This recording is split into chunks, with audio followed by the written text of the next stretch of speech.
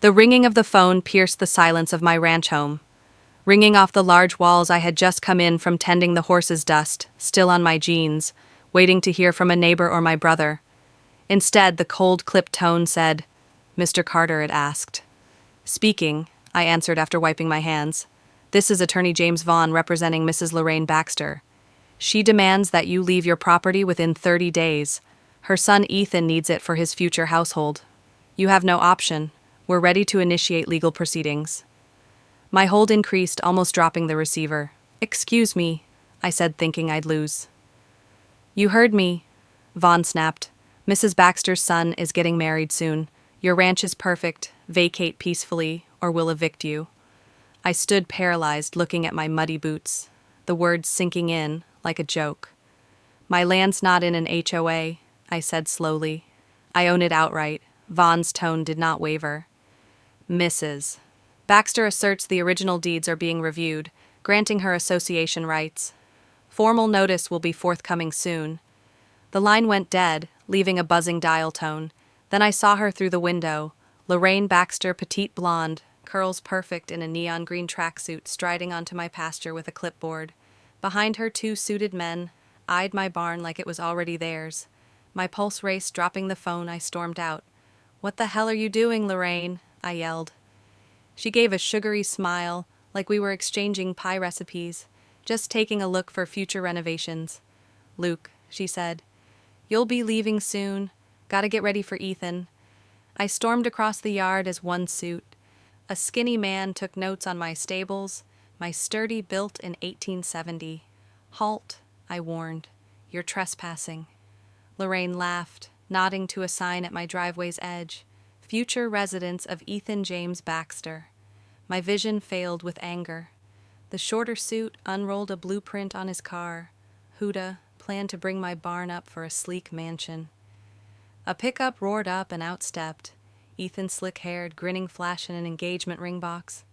"Luke, thanks for clearing out, man," he called like we were buddies. "Laya and I owe you." I froze. Fists clenched. I'd never agreed to sell, never signed a thing. Ethan sauntered over, hand outstretched, hoping for a handshake. Lorraine snapped her fingers and the suits approached my front door. Pounding heart, I ran to the porch, boots thundering wood. "Get away from my house," I roared. The suits hesitated, one hand on the knob. Lorraine waved them on, smiling. "You don't own this, Luke," she said. I slammed the door shut, standing my ground. "One step inside and you'll be sorry." Silence hung thick. Lorraine's smirk slipped expected. "Me to cave." Ethan shrugged. "Don't make it hard, old man. You've got a week too, if you're slow." My knuckles whitened. 30 seconds to leave or I call the sheriff. Lorraine gasped. Ethan laughed, pulling his phone. "Go ahead, sheriff's on our side." Lies. I dialed 911 in front of them. Lorraine's smile cracked, Ethan's faded. The suits shifted, uneasy. Before I could connect, Lorraine barked. "Fine. We're leaving for now. This isn't over." Ethan muttered about ungrateful geysers as they retreated. I stood firm until their cars vanished, dust settling over the sign. The ranch fell quiet, horses grazing oblivious to the storm. I sank onto the porch steps, legs shaky. Lorraine, a nosy HOA tyrant I barely knew, had tried to steal my land for her son, backed by a lawyer's threats. She'd always been a bully, finding neighbors for mailbox colors, demanding beige fences, but this was war. Her text later that night affirmed it. "You can't halt us, Ethan. You owe us your ranch. Get ready to lose." I kept a shotgun beside my bed, one eye open. Sunrise came and I went to the records office of the county, a bland red building that smelled like paper and old coffee. Clerk Sally gave me my ranch's file. The deed was clean, Luke Carter sole owner, no HOA entanglements, relief washed over, but Sally's words sent shivers down my spine. A high-class blonde inquired about transferring your deed to her family's HOA days ago. Lorraine, I smiled grimly. Sally had shut her down.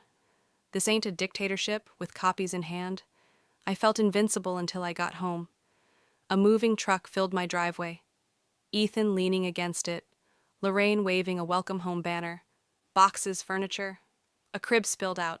They decided to move in today. You're just in time. Luke Ethan jeered. Help us unload. Lorraine beamed.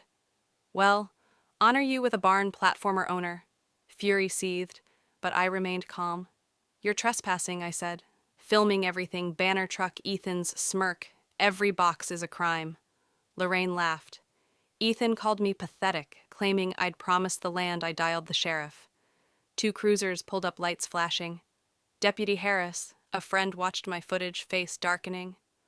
Leave now or you're arrested, he told Lorraine. She sputtered about Ethan's rights. Ethan eyed Harris's holster and stepped back.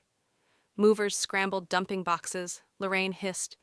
This isn't over, as they ran, banner flapping in the soil. I cleaned their mess, but knew Lorraine's grand plan was in the making. At midnight, my dogs broke loose. Flashlight and shotgun under arm, I arrested 2 men near the barn, one with a gas can, the other holding a lighter. I fired a shot across the ground as a warning. They dropped the can and fled to a pickup. Squealing tires. My cameras recorded their faces. Harris used the can for prints. Asking for more cameras and dogs, I installed night vision cams, steel barn locks, and 2 German shepherds, Titan and Rex Days. Later, a county letter arrived. Eminent domain taking my ranch for public development buyer. Victor Crane Enterprises, a developer connected to Lorraine. My stomach fell. Eminent domain was for roads, not resorts, but money. Spoke at the county office. Director Mr. L smirked. You'll be paid reasonably, I slammed. The notice down. This is my life, and you're selling it to a thug who attempted to burn me out. L's smile was ice. Prove it. Rage and helplessness ward. I collected everything. Deeds, videos, police reports, old stories of my great-grandfather's post-World War I. Bar. My binder was fat with proof. I brought it to KTV News meeting reporter Mia Torres, a bulldog for justice. I laid it out. Lorraine's fraud, the arson, Victor's land grab.